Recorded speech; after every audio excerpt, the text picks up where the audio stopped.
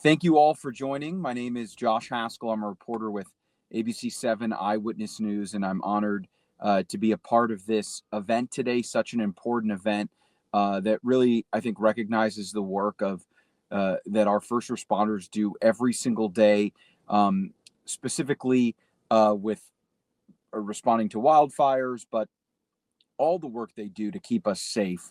And I think that, we are all able to live the lives that we are because there are people putting themselves in danger and running straight to danger to keep us all safe. And I think that that's incredibly evident with the recovery that we're all in right now following our fires in January. I'm actually currently coming to you live on this platform from Pacific Palisades, where I'm reporting on a story later this afternoon that has to do with the rebuilding and recovery of the Palisades, and a major announcement that's actually being done by Rick Caruso at his Palisades Village shopping mall, which is still standing and one of the largest pieces of real estate still standing here in the Palisades. And he'll make some announcements regarding to rebuilding this community. And we all know that a recovery and rebuilding can only happen because there are so many people that kept this community safe, evacuated the people that lived here, saved homes. And that's really what we're here to discuss today, and focus on the health and wellness of those first responders. So thank you again for having me. I actually am originally from the Palisades. My parents live here. And so this is personal to me. And I continue to cover the fires every single day. And as I always say, whenever I do any forum or event like this, you can reach me at ABC7 Josh Haskell. I'm always looking for story ideas, pitches. We're really part of the community at Channel 7 at KABC, and there's nothing more we really like and appreciate than our best stories come from you. And so, again, ABC7 Josh Haskell on X, on Instagram, on Facebook. Happy to provide my email. You can get it through Doug, and continue to report these important stories. So as we know, first responders experience more tragic events in a day than most people see in their entire lives. These are called critical incidents and often lead to post-traumatic injuries. Nearly 1 in 3 first responders contemplate suicide, and just as many experience chronic depression. This event is hosted by First Responder Support Network, whose West Coast post-trauma retreats have helped more than 2,200 first responders and their significant others get their lives back since 2001. Now, this is done with the help of more than 200 volunteers each year, totaling 54,000 hours of volunteer work for peer supporters, clinicians, and chaplains. I'm honored to right now introduce Fiona Ma, California State Treasurer. Fiona, thank you so much for being with us today and the work that you do every single day. Take it away. Thank you. Thank you, Josh. And thank you, everybody, for having me here. I am here as the wife of a first responder. My husband, Jason Hodge, has worked with the Ventura County Fire Department for the past 20 years. And during 2021, he actually did over 2,000 hours of overtime working on many of the devastating wildfires that we have. And those hours away from your family, not sleeping in your bed, in high wind and dangerous situations, does take a toll on these first responders. More importantly, every day when you call 911, the fire department is the first people on the scene. So they see everything from domestic violence incidences to drownings to, children, accidents. And this repetitive um, um, trauma does take a toll on these first responders. And so they really do need peer support. They need therapy. They sometimes need professional support. And First Responders Network is a great organization. They have personally helped my husband, who went up to one of their retreats. They are usually the um, last resort.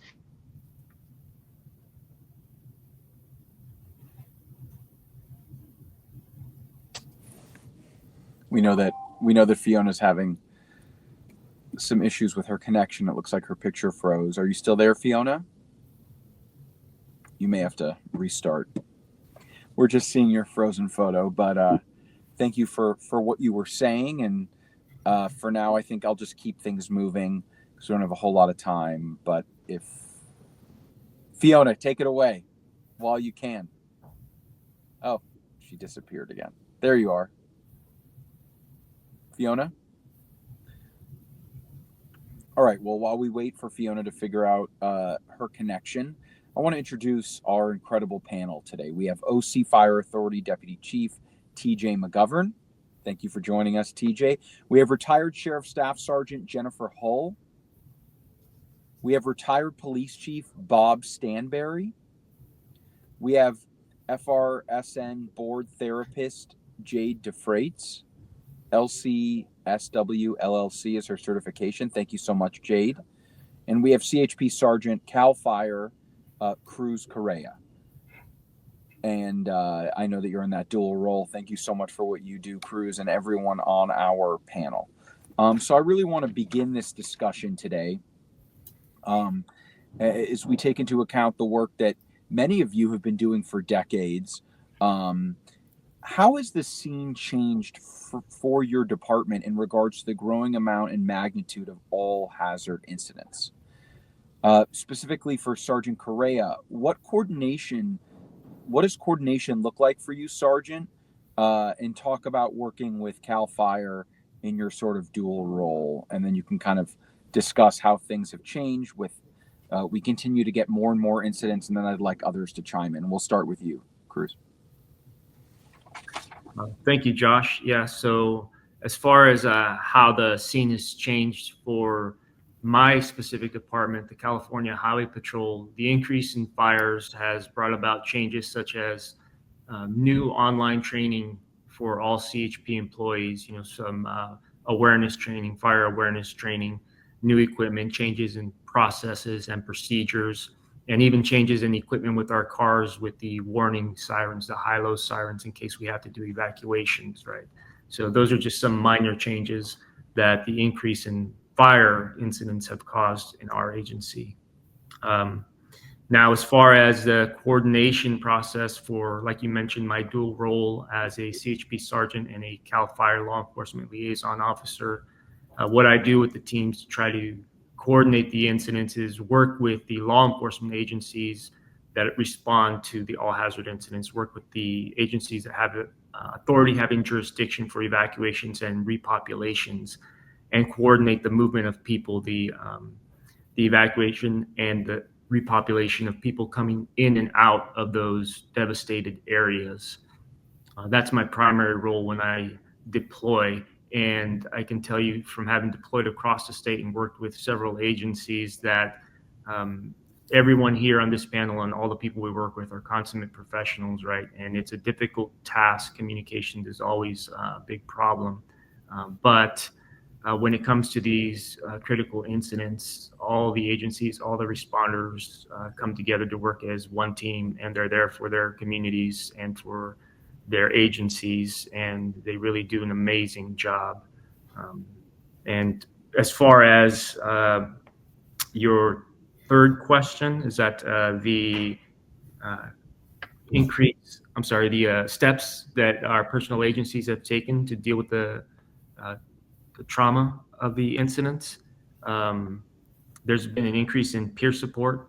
Our agency has Office of Employee Safety and Assistance, right? The Employee Assistance Program, and an increase in peer-to-peer support, which is probably the most salient thing that anybody can do, peer-to-peer support, when it comes to dealing with these significant events and the stress and the anxiety for any responder.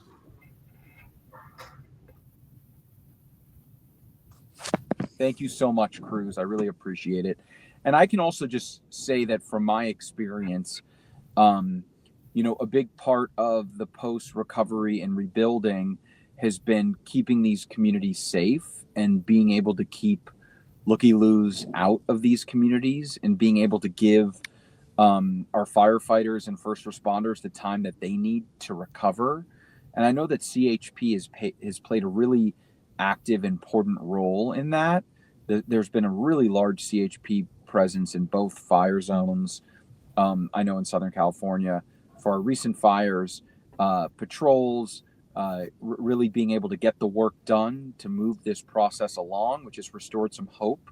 And that hope's not just for the people who lost homes or live in these communities, but to the first responders as well.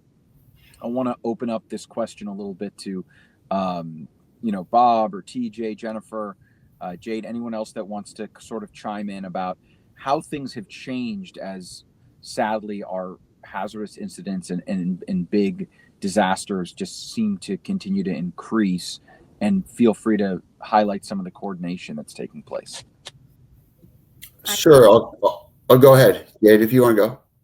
I can't speak to organizational changes as I am a private practice therapist, but what I can speak to is as big incidents are in the news, I'm sensing in my departments that I work with that peer-to-peer support has become really important, so much so that peers are willing to stand up in front of their peers and say, this is the help that I'm getting.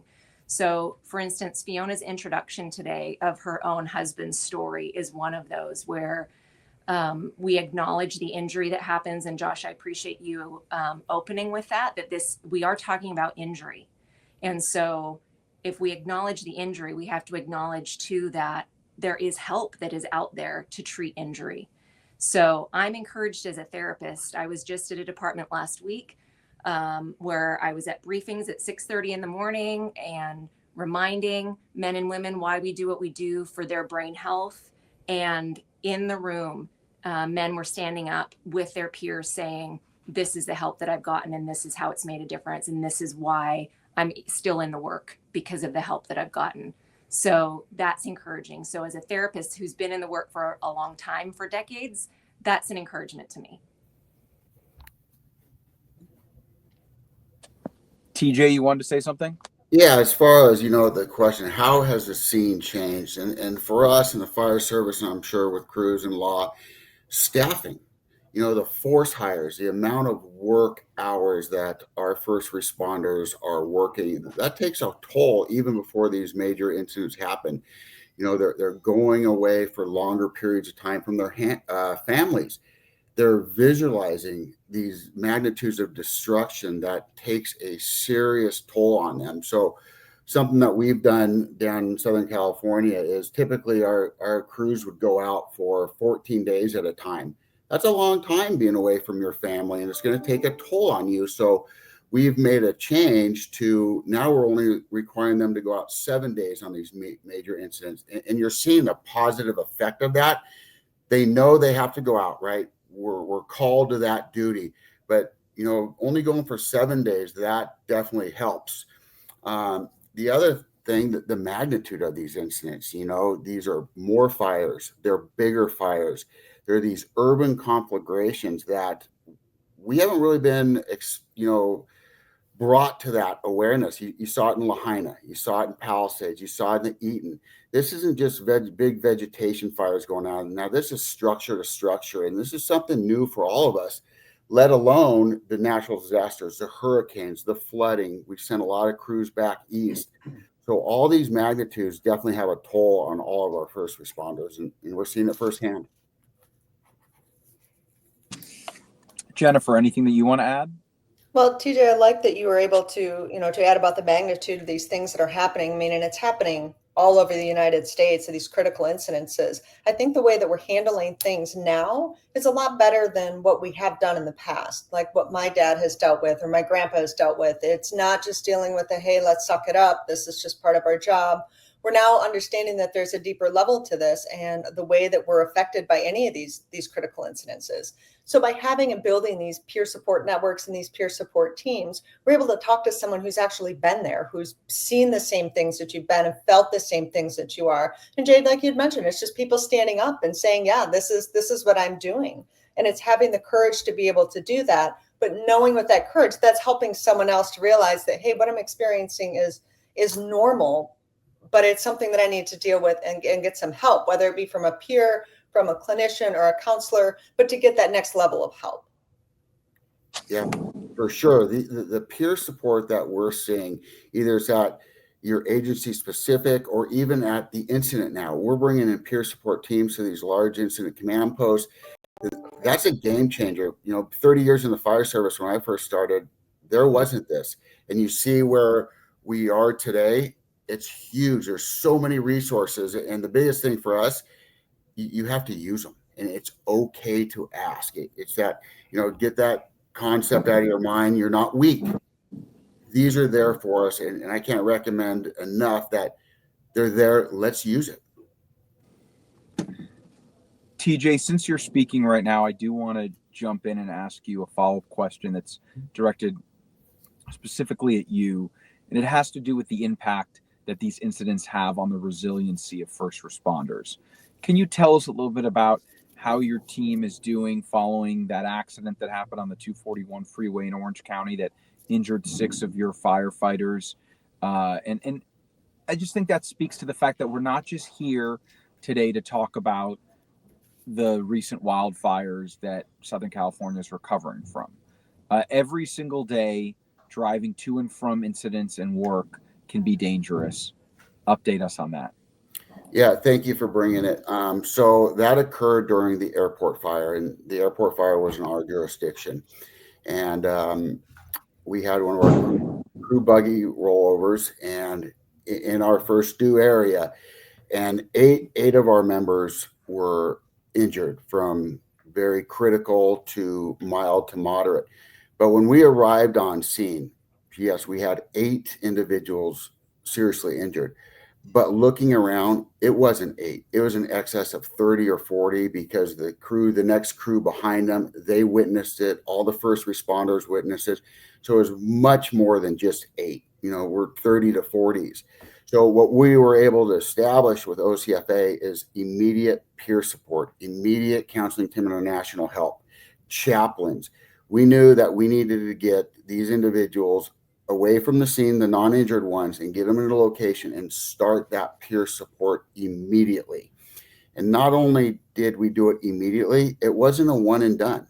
We had to keep following up, right? Typically it's like, go see, do a critical incident stress debrief. Maybe there might be 1 or 2 people, call it a day. But what we did is we kept going back. We kept, reassessing. We had multiple peer support, multiple Counseling Team International sessions. We know we had to keep on this. So that was a game changer as far as that goes. And also we had the family in there too, different areas to where the family could talk, because it wasn't just the injured. There's the people who saw it. There's a whole agency wide. We have 1,200 plus operations folks and another 400 professional staff. It touched all of us. So getting everyone on that page for these support networks was a huge undertaking, but it was so beneficial. Hey, Josh, one of the things also that everyone's really talking about here is the change based on the environment and what we're dealing with as first responders. But you got to look at what's changed a little bit around the leadership of the agencies. Because back, when TJ said 30 years ago, 25 years ago, it was, I hate saying this all the time, but it was rub dirt on it and get out there and do your job. And those critical incidents that we were involved in, there wasn't a focus on, you weren't encouraged to go talk about it. And especially from the standpoint of talking to somebody that was even your peer or your partner, because they didn't want them to perceive you as weak and you couldn't do the job and they didn't want to go through the door with you. But now what has changed based on the instances, the increase of what's happening to first responders, you have to have strong leaders that are willing to take that lead to make sure you have the right peer support. You also have the right individuals to support, from the clinician to the psychologist, to be able for those individuals to get help. It's one of those things you think about when we have a first responder that's injured and they get sent to the hospital.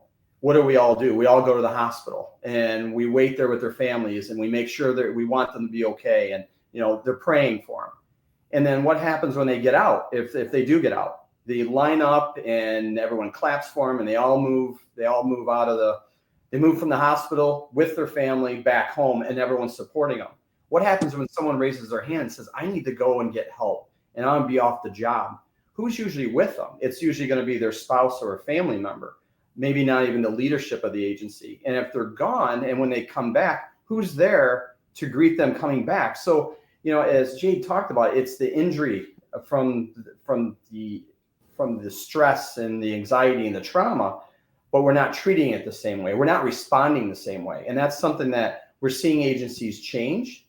And we really we have to. I mean, from staffing levels, from everything that we do every day, we have to be able to make that change and think of it differently, but also treat it the same as when one of us is physically hurt, we're all there. But when we're mentally hurt, we still have individuals, agencies that back away until, and unfortunately, maybe they don't ever come back. But we have to change at the leadership level and support the first responders in all levels. Just making those changes from 14-day deployment to 7-day, think of what that does.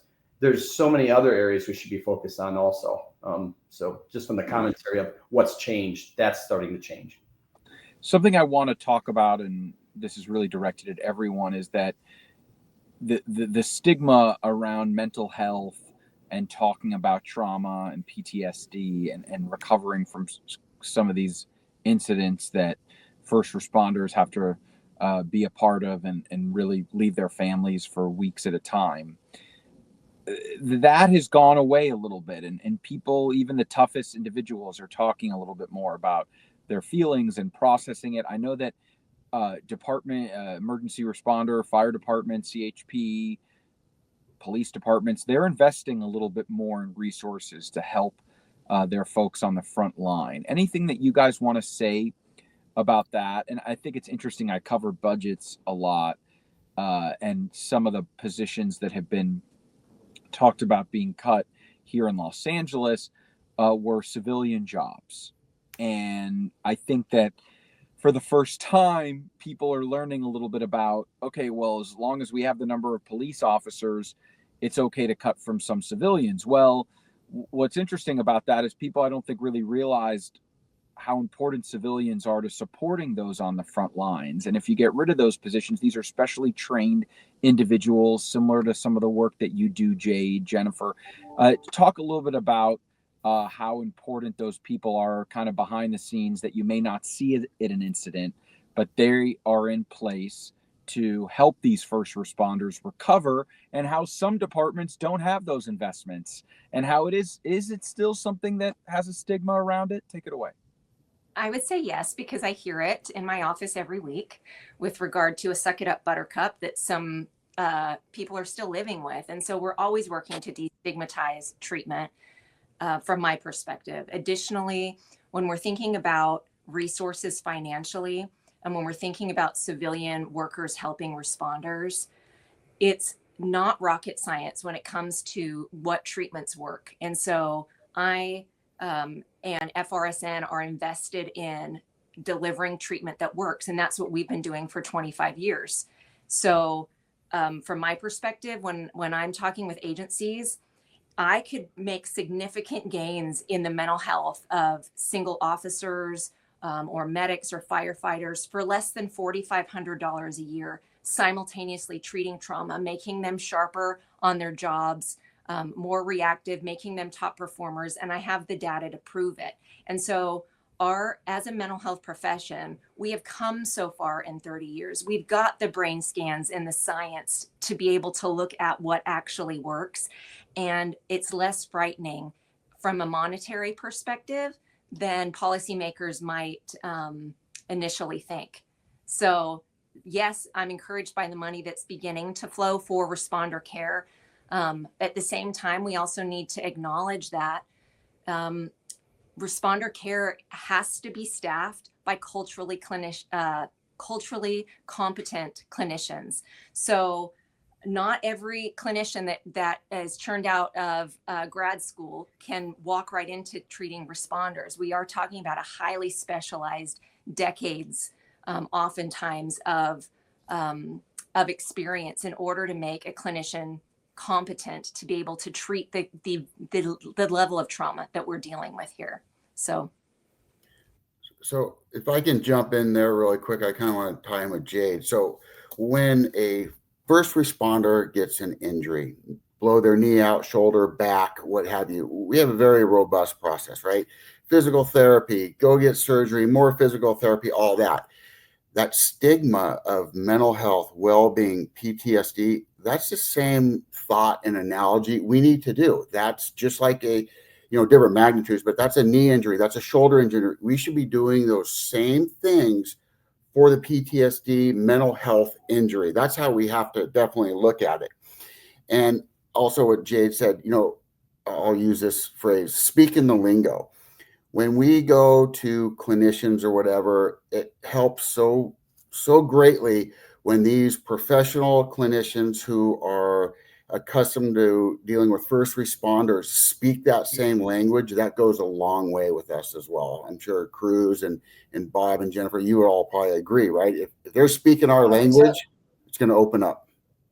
Oh, absolutely. Cruz, I'm sure that you've kind of experienced that too, but first responders can talk to other first responders. And that's just, we always kind of have that and we trust each other. But if you can build that trust and speak the same language and talk in the same talk and kind of grasp and understand what each other's going through, that is building those baby steps of trust in a lower trust community. But that's building up that trust, whether it be with your peers, whether it be with a clinician.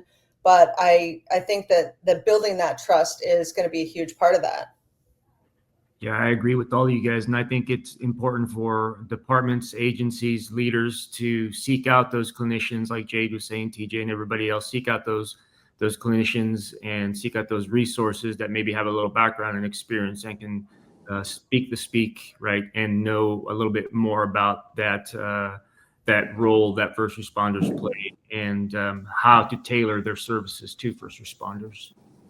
I can add on that too, and it's not always just the ones that are seeing and visually, on the scene of those things. It's also the different workers that are in the jail, the dispatcher that's taking the calls, it's the secretary and the civilian that's typing those reports as well. There's a lot of different people that are affected by that, not just specifically those ones on scene.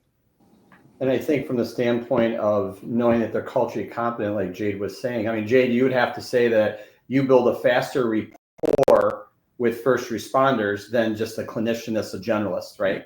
And that's the key of getting them to open up. They built that rapport, now they trust, and the whole idea is to get them moving faster and not going backward. And I think when you have individuals that are reaching out to kind of more generalists, that's where maybe they're not getting the results that they're maybe looking for. Then they start jumping, or they just withdraw back to themselves and don't go maybe that next step. So the rapport is really, really important. The rapport as well as the competency. I've had so many clients reach out to their EAP therapists, and those EAP therapists frankly do more damage because the EAP therapists don't have a good poker face, and they can't even hear the stories that these responders are seeing on scene, where children are decapitated in car accidents and bodies are burned and horrific things. And so God bless the therapist that's empathic, but if they can't keep it together, then that is going to shut down that responder. So Absolutely. So there's some complexity. I had a client in the last few weeks who went to her therapist after a critical incident and talked about the incident for 90 minutes. And it was worse. It was worse because that wasn't a culturally competent clinician. What can you guys talk about in terms of the treatments that you offer? Like, how do you make somebody better when they're dealing with trauma, and how can you help them get back to a high level of, performing their jobs at a high level? And what happens if we don't treat this trauma? I can speak for an hour on this, Josh. I know we don't have time for that. So I am highly focused as a therapist. I am doing EMDR, which is eye movement desensitization and reprocessing. We've got almost 3 decades of research that tells us how this is working. And now we're doing group EMDR for departments where I can roll this out in a department. And I've recently treated 16 chiefs at once with group EMDR, each chief working their own incident without their neighbor knowing what they were working on, and without me as the clinician even knowing what incident they were working on. That's how powerful these treatments are. In addition, if EMDR isn't cutting it for my responders, then I move them and I move them to something called neurofeedback, where they can sit and watch Netflix, and I do an EEG on their brain every session, and we train their brain and nervous system out of the response that is the fight or flight, or the freeze, the shutdown response. And they don't even have to make eye contact with me. It is the least stigmatizing treatment that there is. Some people call it the brain spa. We can do it on a same day. I've got officers coming in their uniforms in my waiting room to get their neurofeedback. So we are in the 21st century. We have 21st century treatment options. We just need a big enough megaphone to be able to speak to what's possible. And I'll kind of dive in. Josh, you asked a question. If you don't address it, I'm sure Jade can jump in too. There's an analogy we have as first responders, and it's about wearing your backpack. 30 years could be one call, right? You keep putting these little pebbles in that backpack, and you don't know when that backpack is full, and it could take one little pebble that just puts you over the edge, and it's done. It's too much. It's about being proactive with your help, so you're not filling that backpack up, because no one knows when that last pebble is too much. That's what's going to happen if you don't address it. And I've seen it over and over. I've seen first responder suicide. I've seen first responder drug use, alcohol use, losing their jobs because their backpack got too full. And I think proactivity would have helped to reduce that from the onset. And that's what we're showing now with even our recruit academies, right? We're getting the peer support and well-being. We're teaching about it early on, so these new recruits coming on know that is a tool that OCFA and a lot of other fire and police agencies are reaching out now. It's that proactive approach and changing the mindset. I also just want to flag really quick that these first responders have families, and so when they're not on the job, we have to think about their families and their family life, and how their families can be impacted by what these first responders saw. That trauma is brought home. And I think it's always important to think about that as well. It's not like they just live in a fire station 24/7. Yeah. Well, TJ, Good point, Josh. Those responders need to remain emotionally available to their families and need to communicate with their families, right? Because they need to make sure everything's okay at home, so that when they're deployed, they can focus on the work they need to do. I think like many of us, our spouses, they're not on the scene, but I guarantee you they feel it, because when we come home, they see it all over our faces.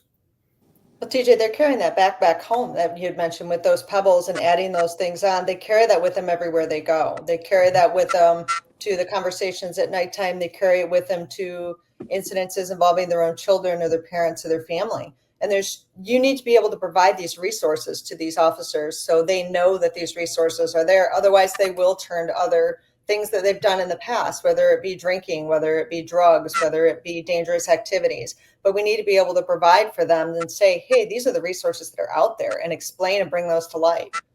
Mm-hmm, for sure. And give a plug here for what we do that's special for our FRSN family is that we actually offer retreats for spouses and significant others. And we're like one of the only organization in the country that does that, because we recognize the impact on our responder families. And so we offer treatment for our spouses and significant others for retreat purposes as well, because that pebble in the lake is going to have reverberations for the entire family system. And often it's the spouses that are the ones from the beginning that are saying something's off, go get help. And that's often what will catapult someone into treatment to begin with.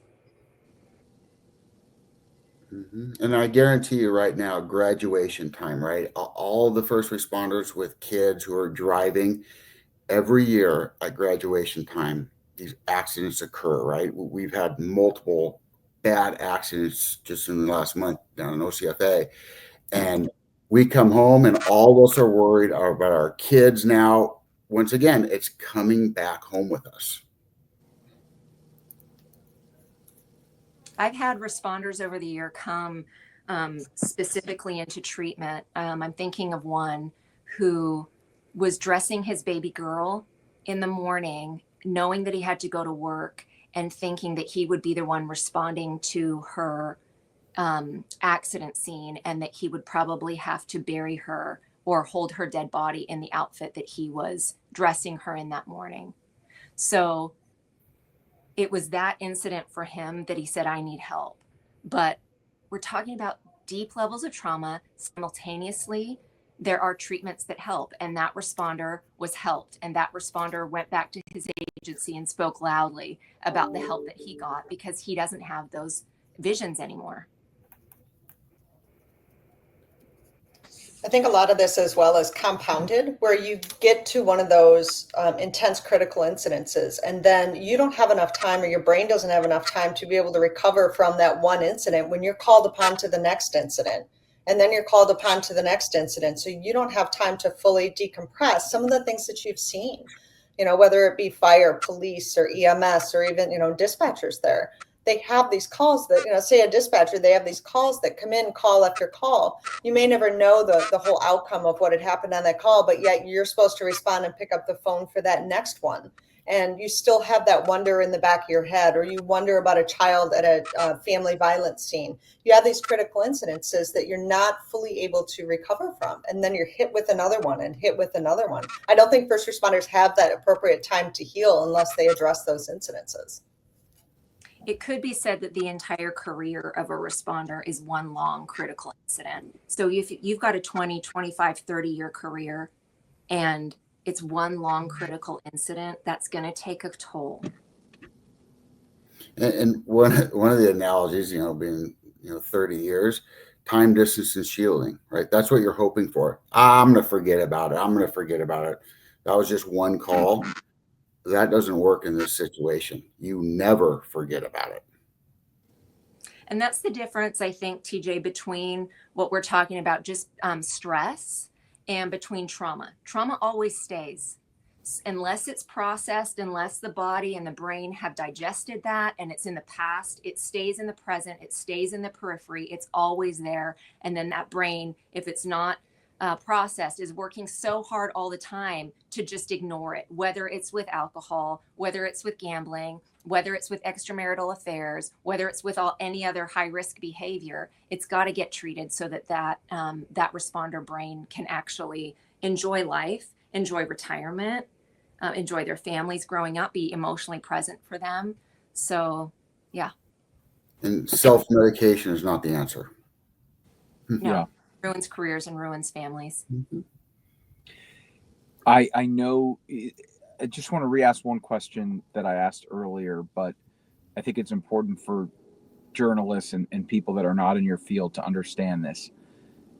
Has treatment improved, and have investments improved with treating trauma? And you mentioned the 14-day to 7-day work weeks, and where have they not improved? Because I have to imagine that it's different in different cities and counties, and it's not something that's universal across the board. I would say treatment has improved overall, but I think more than anything, the awareness, right? The awareness is increased, and the stigma has been lifted a little bit. And I think those are two things that are very significant when it comes to the well-being of responders and people in the periphery and background. Again, not just responders, but like everybody else talked about, the people that are transcribing the horrific audio of what the detective interview, or the dispatcher, right? So the awareness of mental health and well-being.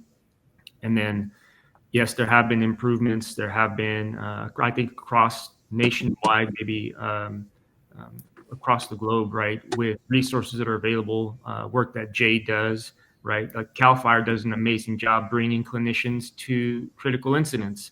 They bring therapy dogs. Again, the peer-to-peer support is highly promoted and encouraged, right? The CHP introduced years ago a wellness app. They make peer support well known. They make sure that everybody knows who the peer support officers are in their local offices or their division offices. and we discuss it openly. We discuss mental health and mental well-being and emotional well-being daily.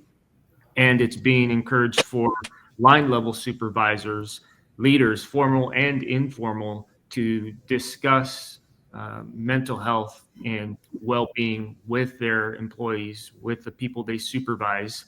And I think I've seen across the board that emotional intelligence is really something that's being sought out by agencies, because people have to be able to recognize signs and symptoms, right? Just like a paramedic has to recognize signs and symptoms of an illness or an injury, right? And leaders, whether they're formal or informal, need to recognize those signs and symptoms when people need help, and need to be strong enough to sometimes maybe put those agency needs aside and really focus on the well-being of the people, of the employees. I'd like Cruz, to, I think you're right. That leadership, I mean, that has improved. I think it comes from leadership as well, that leaders are willing to be able to do that and implement the funding as well for those type of programs. Jane? so it's a top down, right? It starts with leadership. So what's important to the leaders of the agency? What are the leaders willing to speak to with regard to their own trauma and their own trauma healing journey? So as we have this younger generation that's coming up, that's more familiar with therapy than ever, and you guys have already mentioned what it was like 30 years ago when we had Vietnam veterans in charge of departments. It was not a therapy friendly department, but that's beginning to change. And the more we have coming up through the ranks that are getting their treatment while they're 5 years on, 10 years on, and they stay in their jobs, and then they rise through the ranks. And so there is a wellness perspective that begins to disseminate through an organization. And that's encouraging to be able to see and be a part of. I will say I had the opportunity to actually consult with a St. Paul, Minneapolis therapist just last week and provide some consultation for her.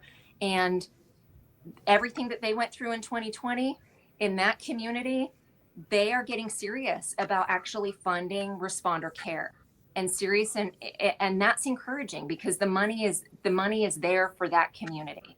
And so, I think we're learning just in general that we need to do a better job taking care of our neighbors, and that includes our responders who are showing up for us as a civilian. They're showing up for me on my worst days. I want to ask one more question. We don't have a ton of time, so this can kind of be like a rapid fire question.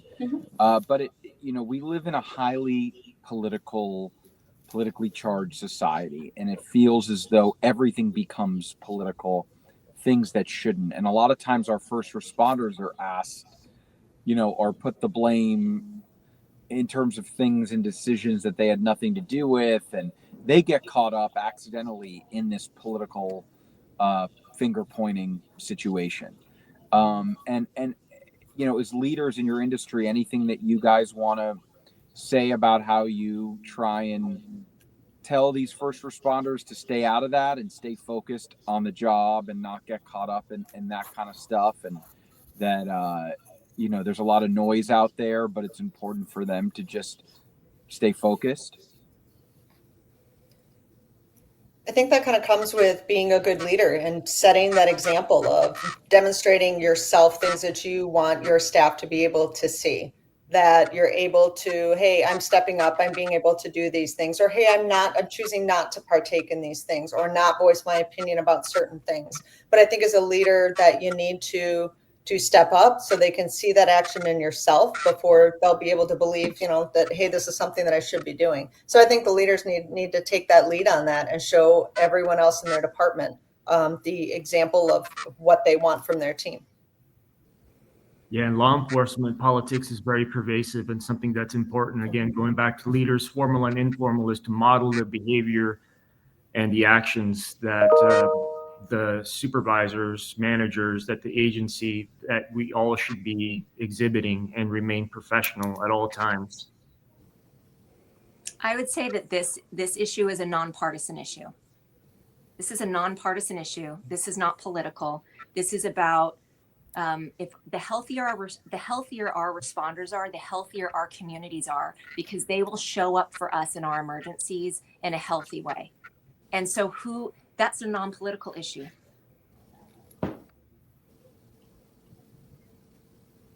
Great. Well, lastly, I do want Jade to briefly let all of our viewers following, how can they ask questions, Jade? How can they submit questions through the online forum? We tried to get as many topics today as we could. We can't get to everything, but anything on that note?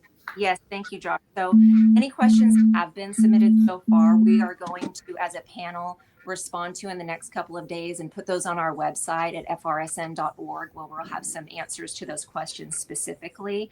Also, the recording of today will be on the website in the next couple of days so that we can refer back to it. And we do have a website that individuals can individually reach out, or phone numbers if they're interested in the services of FRSN.